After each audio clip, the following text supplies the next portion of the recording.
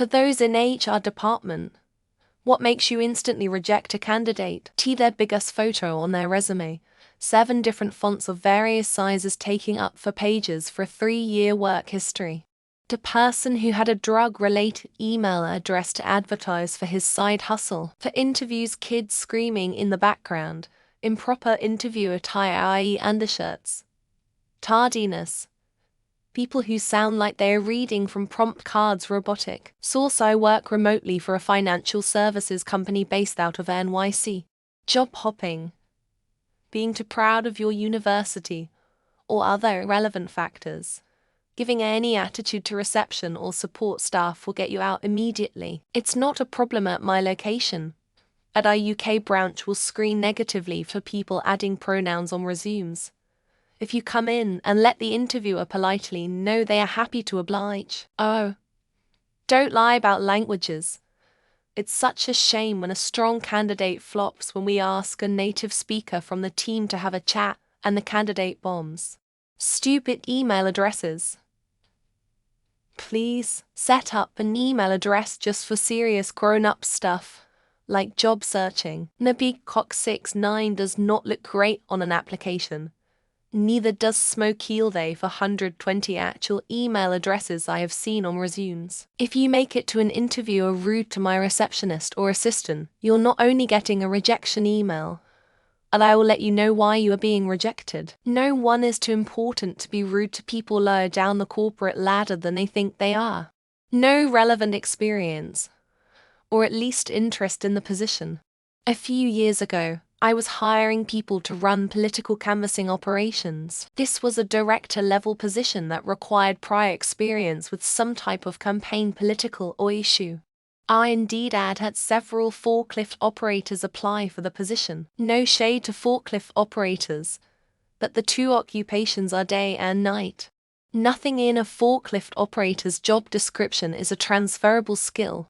Obligatory not in HR. But I do review applicants and sit in panel interviews for our pharmacy residency program. In the application review, a poorly formatted or misspelled letter of intent or CV is an automatic no. In the interview portion, we let candidates ask us questions. And if they ask questions that are easily answered on our website, that is usually a no from me. If they say they don't have any questions at all, that's not an automatic no, and it's a big negative. I've interviewed candidates and like to prod them about an answer if it sounds like jargon darts. For example, you might say you use DevOps for managing a team. I might respond, I'm not familiar with DevOps. Can you tell me more about it? And how does it help you manage the work packages and scope creep? I know the answer to the question. I'm testing to see if you're full of buzzwords or actually understand the task. Most people are full of buzzwords. Not in HR, but one of the worst employees we ever had was someone who wouldn't leave after the interview was over. She followed the interviewer to her workspace to observe the job. Somehow that wasn't seen as a red flag. And this woman was with our company for a decade. She was super entitled. Thought all her co-workers were there to assist her. And had a major fuck up pretty much weekly. Don't know why she was hired. Don't know why she wasn't fired. HR and not the hiring manager. But my best friend was. This was a qualified candidate. You didn't get the job because his email address on his resume was something along the lines of Kingpick71 Gamel. Substitute the P in pick for a D. His name was not Richard. My friend said he didn't hire him because even though he was legit and had experience, he would not trust him to do the right thing when he wouldn't be present. As an HR director, one day I was sitting at the front desk because the front desk person needed a break. I was expecting a person to come in for an interview. I saw him put down a glass of something he was drinking right at the corner of the front door entrance. He swaggered in like he I am the greatest human to ever walk the face of the earth. He had obviously drinking alcohol at something like 10:00 a.m. Not hired.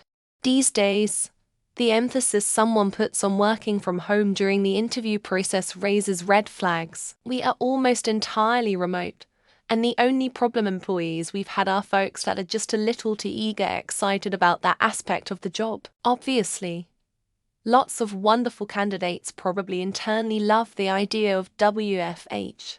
It's the harping on it saying that part out loud that usually raises flags. If they are late to the interview, if their resume lists or even suggests qualifications and competencies that the interview doesn't confirm. Any hint that they could become a thorn. I had a method by which during the interview process, I could suss out these potential thorns. When I used it, I batted 1,000. I can't reveal the method though, because it being a secret is what always made it work. Not HR. But I was in charge of hiring people for a company.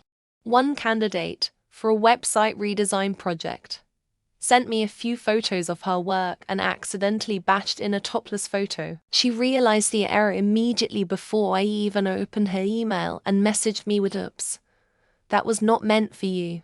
Because it was such a touchy area, I stopped all communication. Also, why are you so useless at your job?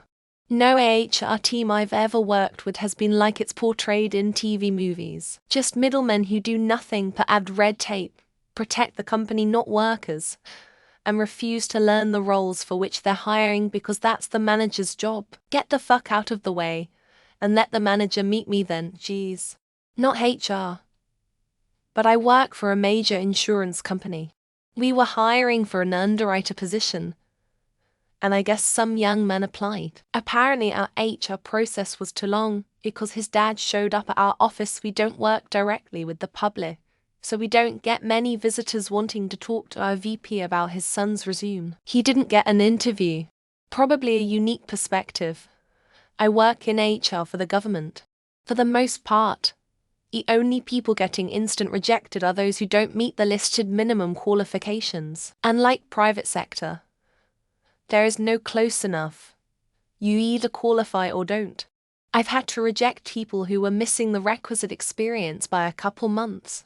I did hiring for a big box store, one location, part of a chain.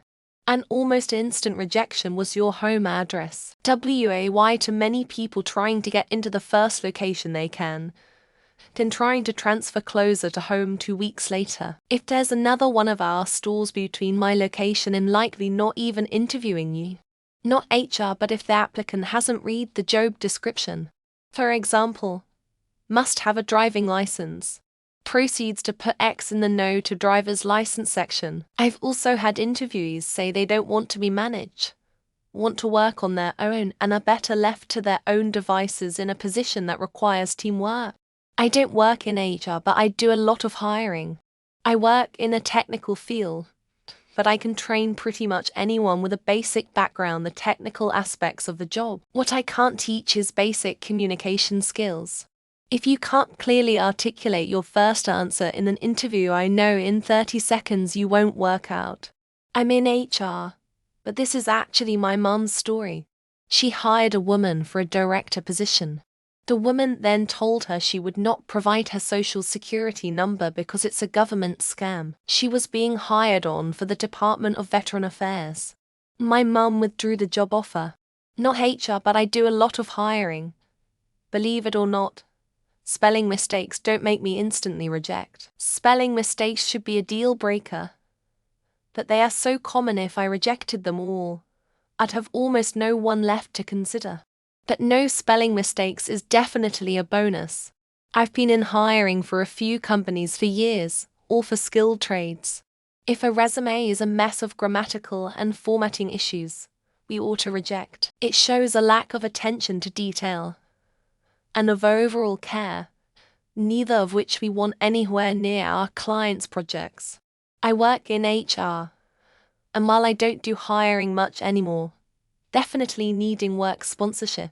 It's costly for the company, and there's a lot of luck involved and is honestly a real hassle. For 90 of positions, if someone indicated they need it, we will auto-reject them. Dad resume. If I can't make out what you actually did at your previous jobs, it's an immediate no.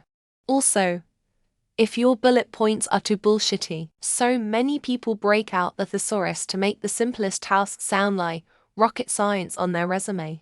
My boss once had someone show up to a Zoom interview not wearing a shirt. She took a screenshot of it cause she knew people wouldn't believe her. How in the world do you get by in life if you're the type of person to be shirtless for an interview? Stuffing repetitive generalizations into their resume. If you are so lazy about writing a resume that you simply found 6 different ways to say you could do basic functions like show up on time or handle transactions, that's not a good sign. Not HR but marketing. If I see a sloppy resume, typos, poor grammar, bad layout, etc., I know the work you create for me will be just as bad. Instant no. Have someone else look at your resume closely with a fresh set of eyes. My ex was a recruiter. The amount of people with emails like PU $Y layer for 206969 and such was staggering. If you apply to jobs, get a professional sounding email. Com is always a solid bet. L manager doing the hiring when on Zoom asked the potential hire if a client wanted the issue escalated, what would you do? Most common answer, I would go get the manager and explain the issue to HIM. I had a guy throw a pen at me to demonstrate what eating was. First off, verbal explanation would have been fine. 2. Don't throw shit in your interview, especially at the dude who is going to be your boss. No longer in HR. But when I did, job hoppers were an instant decline.